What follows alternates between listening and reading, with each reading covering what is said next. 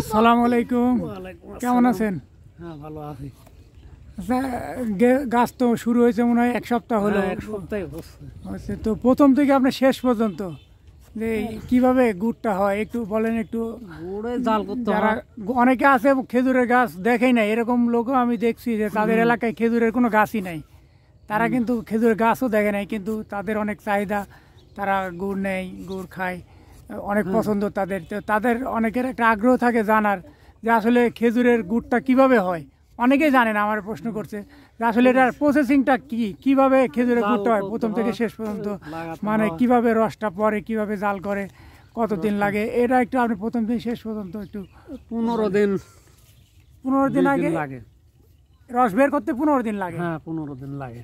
তারপরে রস নিয়ে যাওয়ার পরে চুলায় দিয়ে জাল দিয়ে কতক্ষণ লাগে জাল দিতে? কয় ঘন্টা? ঘন্টা 3 তো লাগে, 3-4 ঘন্টা। কয় লিটার রসে 1 কেজি গুড় হয়? তারপরে একটা আন্দাজ 4-5 লিটার 1 কেজি গুড় হয়। 4-5 গুড় বানানো তো অনেক কষ্ট, সবাই তো আবার ভালো শুনছি ভালো গুড় বানাইতে পারে না, অভিজ্ঞতা লাগে।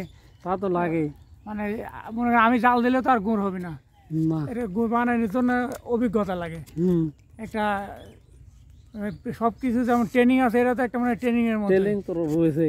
তারপর যে পাটালি বানানো তো মনে হয় একটু কঠিন, বীজ ঠিক মতো না তুললে তো পাটারি, বীজ না তুললে পাটালি হয় না, তাই না?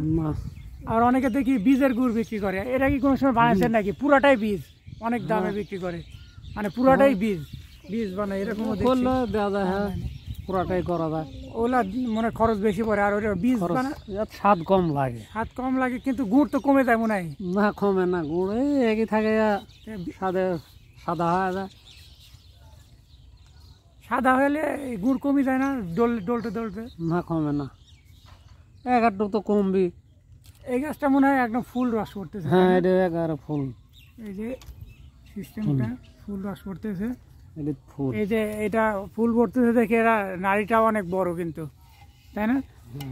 এটা কি কোনোদিন ভরার সম্ভাবনা আছে? ভরে, এটা একদম ভরে ভরে যাবে, তাই না? ভালোই তো, ধন্যবাদ। কারো গুড় লাগলে অর্ডার করবেন, আমাদের নাটোরের গুড়।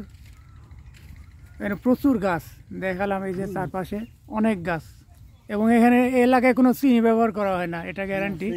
অনেক এলাকায় আছে চিনি ব্যবহার করে, মানে গুড়টা যাতে সহজে হয়, কষ্ট কম হয়, তারপর গুড়ের পরিমাণ যাতে বাড়ে, চিনি ব্যবহার করে। কিন্তু এখানে একদম চিনি মুক্ত গুড়, নাটোরের বড়াই গ্রাম, এদিকে চিনি মুক্ত গুড় পাবেন। সবাই চেষ্টা করে একদম অরিজিনাল খাঁটিটা দেওয়ার।